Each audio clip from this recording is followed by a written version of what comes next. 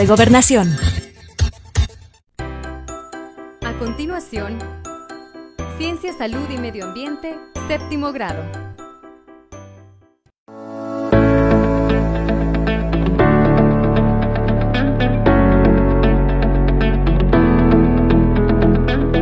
Células procariotas y eucariotas. Hola estimados estudiantes, bienvenidos a una clase más de Aprendamos en Casa. Esta vez vamos a continuar con una temática que hemos venido desarrollando desde las semanas anteriores. Vamos a hablar sobre la célula. Si te perdiste las clases, pues no importa, puedes visitar el canal de YouTube que aparece en pantalla, ahí encontrarás las clases anteriores y también podrás entrar para repasar. De todas maneras, vamos a hacer un recordatorio de ideas, no hay ningún problema. ¿Qué vimos antes? Bueno, primero, que todos los seres vivos están formados por al menos una célula y estas se derivan de otra preexistente, es decir, la generación espontánea no ocurre. A esta idea la llamamos teoría celular. Bien, ¿qué más hemos visto? Pues que las células también funcionan como la estructura anatómica, funcional de todos los seres vivos. Para que esto sea así, conviene ver a la célula como si fuese un sistema y no solo como una casilla. Este sistema puede hacer una gran cantidad de funciones, las cuales son extremadamente diversas, pero que podríamos agrupar en 4 categorías principales. ¿Cuáles son estas categorías? Bueno, primero, la organización. Como puedes notar, las células están altamente organizadas. Esto viene desde su material genético. ¿Qué más podemos ver? Las células necesitan energía, a esto se le llama metabolismo. Pero además hay otra característica y es la irritabilidad. Yo sé que esta palabra puede sonar a veces un poco extraña, pero eso quiere decir que una célula puede responder a estímulos. Eso significa irritabilidad. Y por último, otra muy importante es que las células pueden reproducirse. Y eso se relaciona con lo que vimos antes, que una célula viene de otra preexistente. Pues bien, ahora vamos a profundizar básicamente en la anatomía que tienen estas células y cómo se fue descubriendo. Para ello, haremos como siempre un repaso por la historia. Veamos. ¿Recuerdas a Anthony van Leeuwenhoek? Pues también fue la primera persona que observó a las células más pequeñas que se conocen, las bacterias. Lo hizo apenas unos años después que Robert Hooke en 1683 viera las primeras células con un microscopio que él mismo había construido.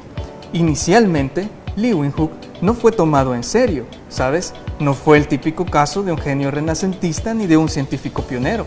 En realidad, Leeuwenhoek no estudió ciencias, fue comerciante de telas, contable y trabajador municipal. Fue en el negocio de las telas que tuvo el primer contacto con microscopios simples, pero luego sorprendería al mundo con el suyo propio. Sus lentes eran las mejores y tenían suficiente tiempo para observar. Envió cientos de cartas a la Real Sociedad de Londres con sus observaciones y dibujos. Con ellas obtuvo el apoyo del difícil Hooke y de otros personajes importantes de la época. Leeuwenhoek hizo el primer registro de las bacterias al observar sarro dental. También observó protozoarios del agua del río. En conjunto llamó a estos pequeños seres animáculos. Ahora sabemos que las primeras son células procariotas y las segundas eucariotas, por lo que son muy distintas. Un hecho muy curioso es que Leeuwenhoek se llevó el secreto de sus lentes hasta la tumba, pero donó casi todos sus microscopios al morir, muchos de ellos completamente nuevos. Aún así, hubo que esperar siglos para que se hicieran avances sustanciales en la estructura anatómica de las células. Por ejemplo, el nombre de bacteria sería introducido más tarde, en 1828, por Christian Ehrenberg, quien de hecho escribió unas 400 publicaciones. En 1831, Robert Brown nota la existencia de un cuerpo común en las células, al que llamó núcleo, aunque no pudo explicar su función. Además, pensaba que todas las células lo tenían. Notablemente, describió también el movimiento de los cloroplastos. El estudio sistemático de los organismos unicelulares cobra sentido de la mano de prominentes científicos como Ferdinand Kohn. Esta persona fue instruida por el propio Ehrenberg. Usando un modelo de microscopio personal, hizo grandes aportes. Por ejemplo, corroboró hipótesis planteadas por Louis Pasteur y John Tyndall, padres de la microbiología, en el derrocamiento de la generación espontánea. Por si fuera poco, colaboró con Robert Koch para el tratamiento de enfermedades contagiosas. Entre 1849 y 1872, Kohn fundó el primer instituto de fisiología vegetal del mundo, encontró las diferencias estructurales entre procariotas y eucariotas, clasificó a las bacterias por su forma, encontró las semejanzas entre algas y plantas e incluso estableció el uso de medios de cultivo estériles. Por todo esto, se considera padre de la bacteriología. Increíblemente, el término procariota es aún más reciente. No está claro cuál fue su acepción inicial, pero la distinción clara entre procariotas y eucariotas se atribuye a Roger Steiner en 1962. Pero aún falta otro descubrimiento crucial. En 1977, Carl Woese sustenta que existen dos tipos de procariotas, las bacterias y las arqueas. Son tan diferentes entre sí como un procariota lo es de un eucariota. Estos microorganismos se ubicaban antes como bacterias y aún son difíciles de clasificar, pero cada día se entienden mejor.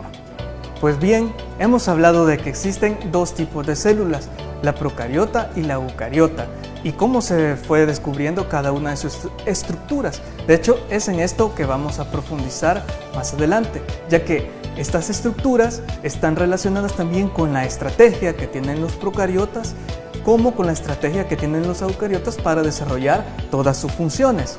Veamos. Podríamos decir que la célula procariota es aquella donde es posible observar únicamente los elementos mínimos que permiten la vida.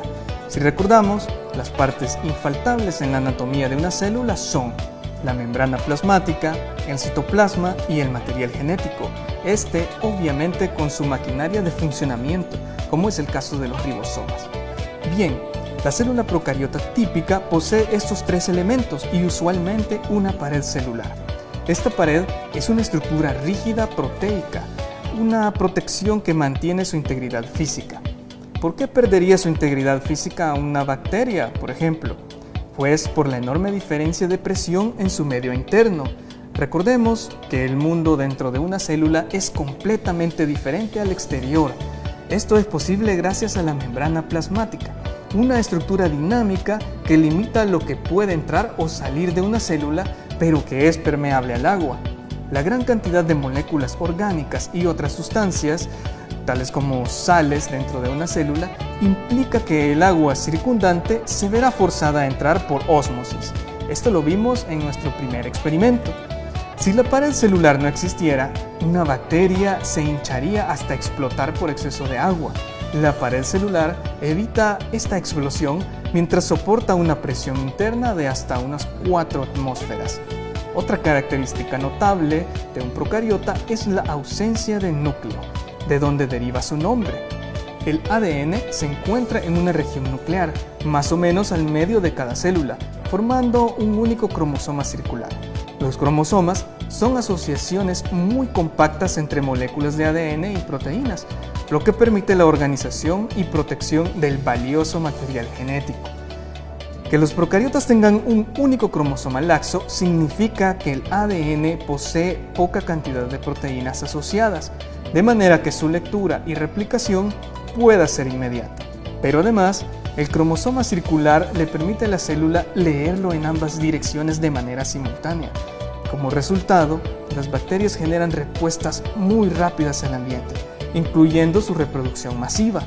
Por otro lado, los ribosomas son indispensables para poner en funcionamiento las instrucciones contenidas en el material genético. Por lo tanto, es un elemento común a todas las células. Cada ribosoma está compuesto por subunidades de ARN, otro tipo de material genético procedente del ADN. Es en los ribosomas que se producen las proteínas, por ejemplo, las que forman la pared celular, las de la membrana plasmática y las que protegen y leen el ADN. Muy bien, Tenemos la estructura básica de un procariota, pero ¿cómo se desplaza? Con flagelos. Estas estructuras en forma de látigo están formadas también por proteínas y aunque sobresalen de la pared celular, se controlan desde el citoplasma. Las bacterias rotan los flagelos como si fueran hélices de una lancha para generar impulso motriz, lo que les permite desplazarse. Una bacteria puede tener varios flagelos.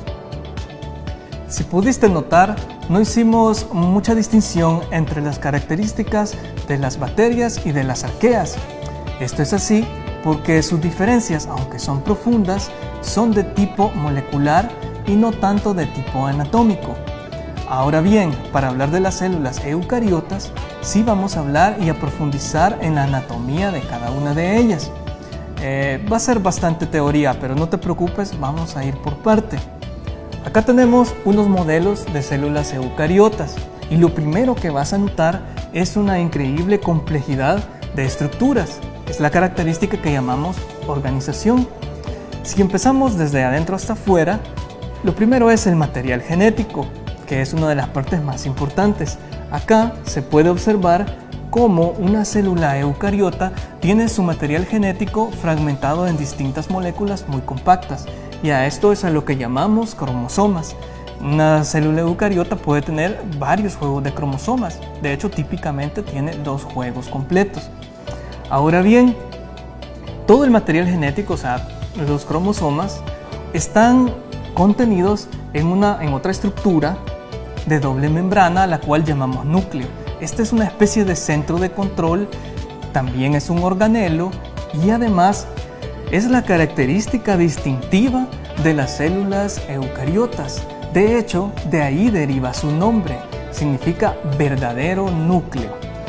Ahora bien, todas estas otras estructuras que están afuera también son organelos. Muchos de ellos son membranosos, como en el caso de las mitocondrias, que son estas estructuras, sería esta. En este modelo aparecen anaranjadas, también son estructuras de doble membrana y sirven como centrales energéticas de la célula.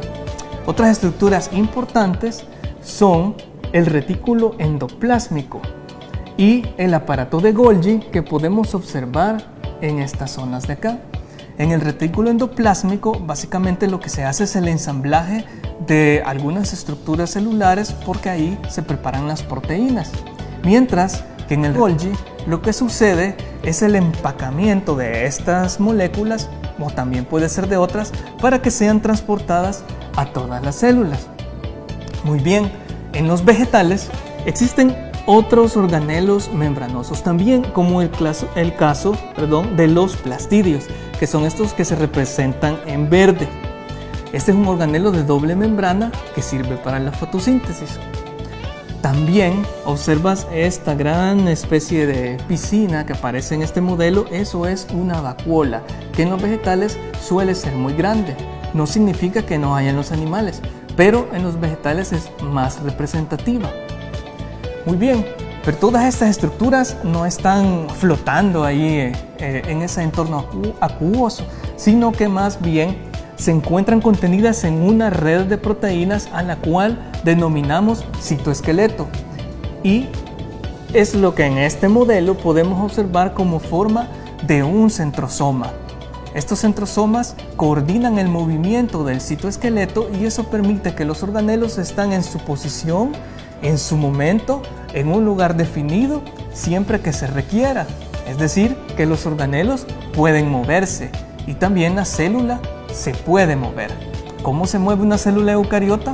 Pues para eso necesita otras estructuras de locomoción que no aparecen en el modelo, pero que podrás ver como forma de flagelos, en forma de cilios y en forma también de pseudópodos.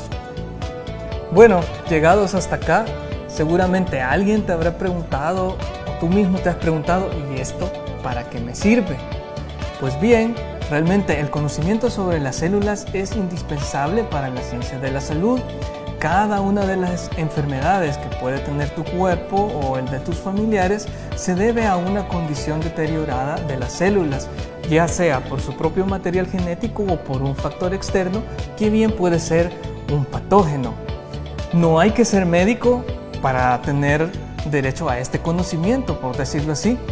Por ejemplo, ¿por qué es que utilizamos jabón para que no nos den las enfermedades? Pues porque el jabón puede romper las membranas celulares. Lo mismo ocurre con el alcohol y por eso lo utilizamos para prevenir. Bien, lamentablemente hemos llegado al final. Espero que hayas aprendido algo y también que te haya gustado. Recuerda cuidar bien tus células y lavarte bien las manos. Continuemos aprendiendo en casa.